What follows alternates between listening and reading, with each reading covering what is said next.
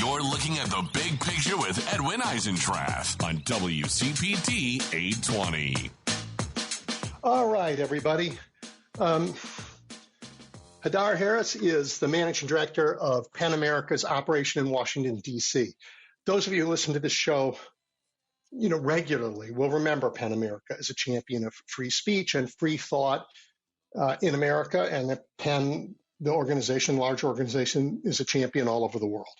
Hadar is an attorney who comes to this work after an impactful couple of decades of human rights work that gave her a broad and multinational perspective on issues that are now central to the future of our own democracy and civil society. Hello, Hadar. Welcome. Thank you so much. That was kind of the perfect, deep breath and introduction. Well, the deep breath is because I actually ran to get a cup of tea during the break because my throat was... Okay. So it's out of breath. Before we talk about, struggles of free speech and stuff, I always have to take a deep breath. So, I hear you. Well, okay. So your colleague, Jeremy, has been a great contributor to this show and talked a lot about, what PEN is doing. But let me pose the question in a just horrible way. So I'm going to ask your forgiveness in advance. We are losing the fight for free speech, for free expression, for free thought. J.D. Vance, oh my gosh. I mean, he supports suing reporters who tell the truth here, and he goes to Europe to lecture Germans that restricting Nazi propaganda is the biggest challenge to human freedom on the planet. And ABC News caved to pressure and paid Mr. Trump for the crime of telling the truth on This Week in George Stephanopoulos. And CBS is telling the reporters in 60 Minutes to fall in line so they can do the same thing. And the Washington Post has gone from banning editorial criticism of Trump to laying down some guidelines for their reporters as well. And still, the stuff that you guys focus on, book bans they're still going on full speed. Faculty are being forced to abandon or to not to adopt curriculum by forces outside their institution.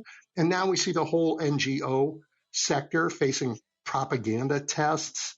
What does this fight look like now? Well, gee, deep thanks breath. For that.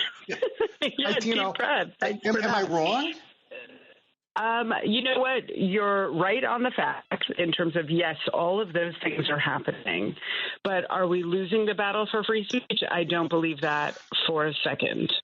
I think that the way in which the battle is being fought may be changing, and the places and the ways in which we have to struggle for ensuring that there is freedom of speech, freedom of expression, and even a larger freedom of thought and inquiry and education on a lot of different levels requires us to be kind of vigilant. But I'll tell you, as we think about censorship and we think about kind of the ways in which this is manifesting in a variety of different ways, the secret weapon that we have are people who continue to think for themselves and speak out in a variety of different ways and continue to kind of wage this fight on a personal level as well as on an institutional level. We can talk about that more. But, the truth is that, yes, there are really serious challenges. But I don't believe that we are losing that battle. I just believe that we have to kind of pivot a little bit to address things one at a time and as a whole. So I'm glad you said that. I don't really think we're losing the battle either, notwithstanding what I said at the beginning. But I think we have lost a lot of ground. And I think that it was important, I'm afraid, for us to lose this ground in order to recognize how much we value what we've had. Yeah, some people are kind of identifying this moment as one of a oh my goodness, I'm going to lose the analogy. When you pull back, like it's a kid's toy that you pull back and you shoot an arrow forward or you shoot a rock forward, slingshot. But it's a slingshot moment. we kind of made advances. We moved forward over the last couple decades in a variety of different ways in the acknowledgement of lived experiences, of diversity of voices, of recognition of rights. And now we've kind of pulled the slingshot backwards. And there's a retrenchment. And in history, you see this over and over again in a variety of different ways and in a variety of different times. And the hope is that, once you pull the slingshot back, what happens to it? You let it go and it moves forward again. It moves forward even further than where it was before, because this battle that you very correctly outlined at the beginning is one which makes us actually have to really recognize what's important. And, right. What is important is ideas. What is important is a free press. What is important is education at the K through 12 level, at the university and higher education level. What is important is the work of civil society and nonprofit organizations, where I've spent almost my entire career.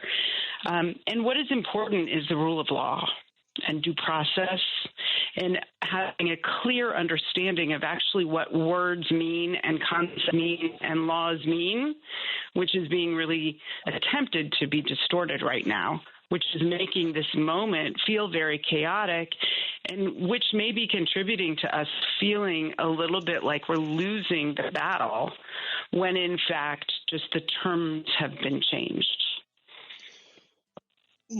Yeah, and I think they have clawed back some ground for sure.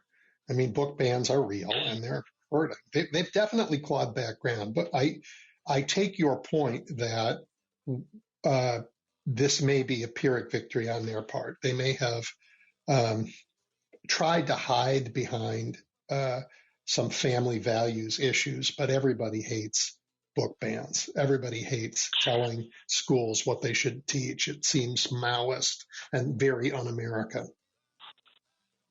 Absolutely. Listen, we're in opposite land here, right? We have an executive order talking about ending radical indoctrination in K through 12 schools, which is all about imposing indoctrination in K through 12 schools. We have letters from the Office of Civil Rights at the Department of Education talking about, illegal discrimination and the enforcement of civil rights laws to actually do the opposite of enforcing civil rights laws. So there's all kinds of kind of trivialization of these core concepts, and I don't want you to think that, I'm accused of being kind of the voice of doom. Anybody that talks to me, because I can kind of go through, similar to what you did at the begining, and talk about kind of at the beginning. I know. Well, but I know you really took the wind out of my balloon here. And so, but we have four major buckets, I would say, of real challenge happening right now, which creates this chaos and this feeling that we're losing ground. And it's a really important and difficult fight.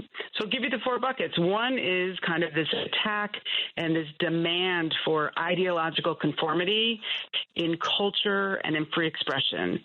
So what you outlined in terms of attacks on the press, right? The marginalization and the exclusion of the Associated Press from the White House press pool because they're not using Gulf of America and they are continuing to use Gulf of Mexico.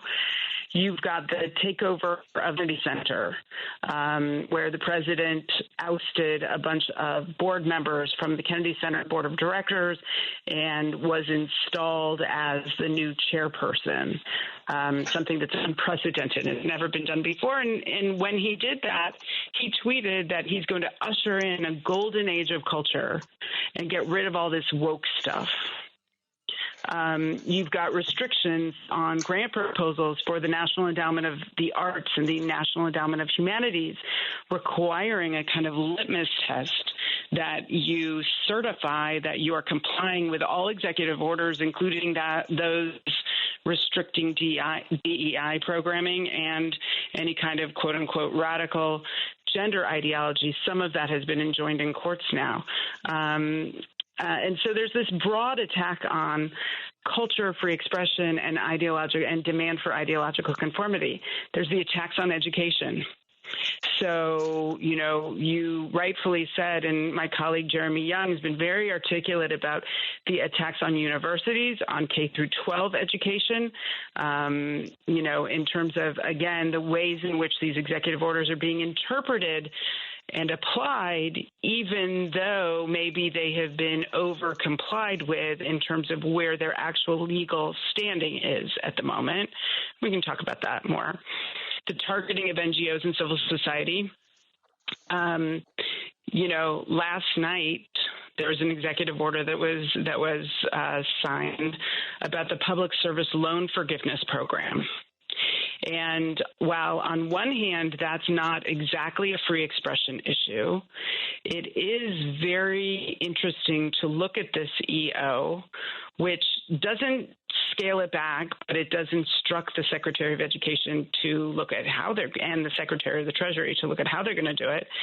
But it focuses it lays out kind of the different kinds of nonprofit organizations and service organizations that they're going to be looking at and targeting: immigrants and refugee rights organizations, transgender rights organizations, racial justice organizations.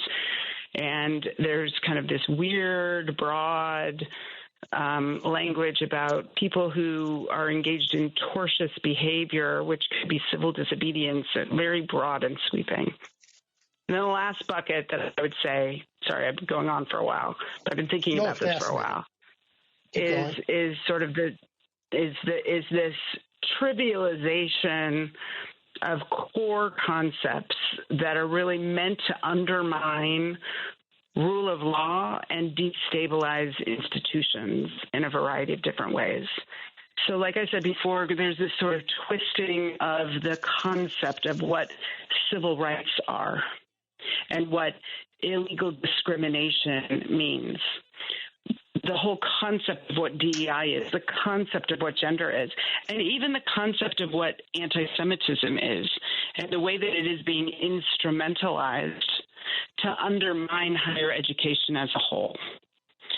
So there are very real issues and problems with anti-Semitism, with civil rights, with discrimination, and all of this is being twisted on its head to undermine institutions in ways that will kind of comport with this ideological approach to things, and to not necessarily go through the legal processes or to comply with the law, but to really impose a particular vision of free expression, a particular vision of free speech, and a particular vision of, the golden age of America. So I love listening to this. If I just describe those same four buckets with slightly different words, you have what all scholars have agreed is the Hungarian model for destroying a democracy. You find some broad mainstream culture, and you say anybody who isn't in it isn't one of us. You undercut the institutions that offer any alternative source of truth, and that's education and civil society and the media. And you take the ideas that anybody's cared about and you lie about them so much nobody knows what they mean anymore. Yep. This is a well-trod path to an end of a great democracy, except that you're confident they won't get away with it. And I think I am. No, Ed, I'm not confident that they're not going to get away with it. I think that it is up to all of us, every single person that lives in this country, to ensure that they're not going to get away with it.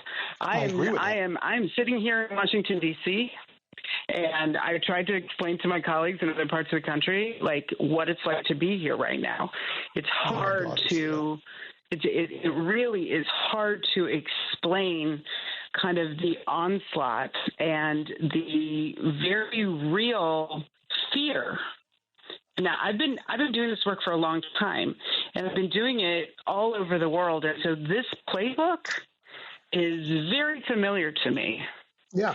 And watching how it is being played out is also what you just said in terms of this is the Hungarian model. It's not just the Hungarian model. I mean, it's the Russian model. It's all kinds of places. But capturing and framing the narrative right? And doing that through the journalists and a crackdown on press freedom, culture, a crackdown on cultural institutions, writers, authors, playwrights, the nonprofit sector, right? That's the first step, because when you can control the narrative, then you can control the ideas. We haven't even said the D word, disinformation, and the way in which disinformation is playing are huge. Yeah. I mean, and all of this is done in all these countries with the willing participation of vastly wealthy people who see themselves as future oligarchs. But you know what else it is? Yes, that's true. But you know how else these guys come to power and how they sustain their power is through people not participating, meaning they're just kind of sitting it out and letting it happen. And you saw that in Hungary, where the biggest problem in Orban coming to power was the number of people who didn't vote against him. And we saw it overturned in Poland because people turned out. You saw it overturned in Poland, exactly. Yeah. So that's why I am confident, because I think I agree with you. This is not up to anybody but us. But I think the us is going to show up. And I see it. I mean, Elon Musk couldn't get elected to the Chicago City Council today. He's that unpopular, and that's rubbing off. And people are. It's tornado season coming in the Midwest, and they're not going to have tornado sirens because they've cut the funding to the Weather Service. And I mean, the damage they're doing is so real. Yep. I mean, honestly, if they weren't so stupid, they might get away with it. But the damage is going to impact people in their base. Rural hospitals are going to close. It's just so depressing. But I think that is the moment at which people will start to wake up. I think, we're seeing already a little bit of a pullback on some things because of the outcries. So, for example, 2 times already, we've been on standby, understanding there's an executive order coming that the Department of Education is going to be closed. Now, the President of the United States cannot unilaterally, by executive order, close the Department of Education. It was mandated by Congress. Only Congress can do that. But he can do a lot of things to undermine it. And even in her confirmation hearing, Secretary McMahon said, we should just reorganize things and move things off to other departments. There's been outcry. Huge outcry about the closure of the Department of Education, the imminent closure of the Department of Education, and also kind of a recognition of, what are you actually going to do? How are you going to ensure that there are school lunches still being supported? How are rural schools and rural school and under-resourced school districts going to get their support? And so those have been, that executive order continues to kind of be pushed off. It, maybe tonight or tomorrow it's going to be signed, and then you can prove me wrong. But there's been a delay in that. There's been a pullback in some of the, at least, rhetoric or commitment to cutting back on the Department of Veterans Affairs, because there's been such an outcry by veterans and an understanding that would really impact a huge swath of supporters. And so, the organizing is still very, very important from a free expression point of view, ensuring that people are getting true and accurate news about what's happening, and also that protest rights are not being impacted is really very important, because those create the enabling environment to ensure that people are engaged and involved. So I have 2 related questions about this. Sure. And they are triggered in part by your talk about the weird ideas of anti-Semitism. Mm-hmm. One is Marco Rubio saying, I'm going to use AI to sweep all the social media of every student who has a visa in order to figure out whether they attended a rally because they thought maybe what was going on in Gaza was overboard. And then they're going to be Hamas sympathizers, and we're going to kick them out of the country. Regardless of what you think of that protest, this is perfecting the technology of tyranny that they will then use on somebody else and somebody else and Right. somebody else until there's nobody left. So that one terrifies me. And it's related to the other one, which was waking up this morning and reading that the federal government has stripped $400 million in federal contracts from Columbia University, ostensibly because they didn't protect their Jewish students. I am Jewish, and I know people who went to Columbia, and it wasn't always a happy experience for everybody on either side, for sure. But I'm not aware that anybody lost their life or anything like that for $400 million. And there are plenty of people in America who have that are getting plenty of contracts from these guys. Yeah, listen, the issue around anti-Semitism is complicated, sensitive, and is very real, right? There's a very real problem in this country about anti-Semitism, right? The FBI last year, showed a huge increase in the number of hate crimes against totally Jewish people, right? And there is a big problem. Big problem. Big problem. So nothing I'm saying right now is to undercut that or to negate that, right? It's an excuse for what these guys are doing. Right. So how I'm seeing this, and I will say that I too am Jewish and have, kids, friends who are at Columbia and have followed very closely what's going on. There is real anti-Semitism, and there is also a very cynical instrumentalization of anti-Semitism specifically to undermine higher education. And I think that we're not saying that, and we're not seeing that, and we're not showing that clearly enough right now. So schools have an obligation under Title VI of the Civil Rights Act, right, to provide a safe and accessible environment to any student that goes there. Right. But this fight against anti-Semitism, as I think you just kind of laid out really well, is being used as a pretense. It's being used as a pretense to shut down protests, to constrain research, to restrict curriculum, and even to restrict access for students to campus. And it's being sort of used as a foil. Again, that's not to say there isn't real anti-Semitism that needs to be addressed, but the cutting back of $400 million in grants and contracts to Columbia University, right, both is kind of crazy and is also illegal. I mean, I'll just put it that way. There's been no investigation. There's been no due process. There's no clarity about what it is, how it is, when it is. It's an arbitrary withholding of money by the executive branch that's been contracted already without any kind of process involved. It was just this big announcement yesterday. So I'm sure that's going to be litigated, right? But it's also something that has been thrown down in a really obvious attempt to create a chilling effect for other campuses.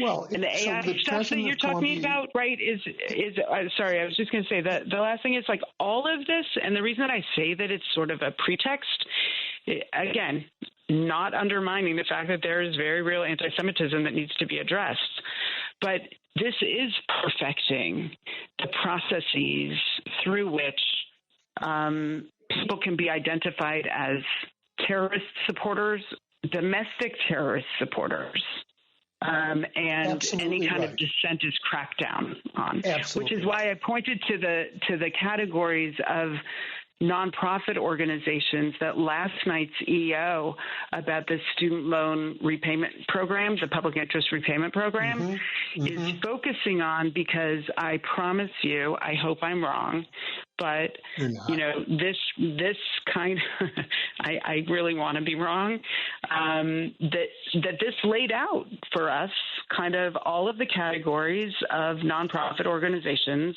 that are being perceived as activities that have a substantial illegal purpose. I wrote it down because that's the language in the EO, that individuals who are employed by organizations whose activities have substantial illegal purpose will not be eligible for the public service loan forgiveness program. Yeah, well, l'état c'est moi, Yeah. I guess. I mean, Listen, that's why I like to go to sleep at 8:00 in the morning, 8:00 at night before all the EOs come out, because otherwise I can't sleep at night. I mean, I just want to, the interim president of Columbia University, and they have an interim president because they got rid of the last one over the same issue, came out immediately and said, oh, we're going to work hard to address the legitimate concerns that President Trump has raised about all of these issues. Whereas the dean of the law school at Georgetown, when he faced a similar attack from the federal government, wrote back, and I think he wrote with his middle finger raised, a much tougher response. And I am all for the dean of Georgetown law, and I'm appalled at the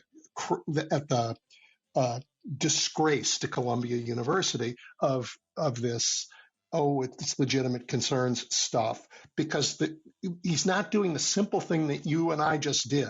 There are legitimate concerns, and they have nothing to do with what the president is doing. Right. And what the president's doing is illegal.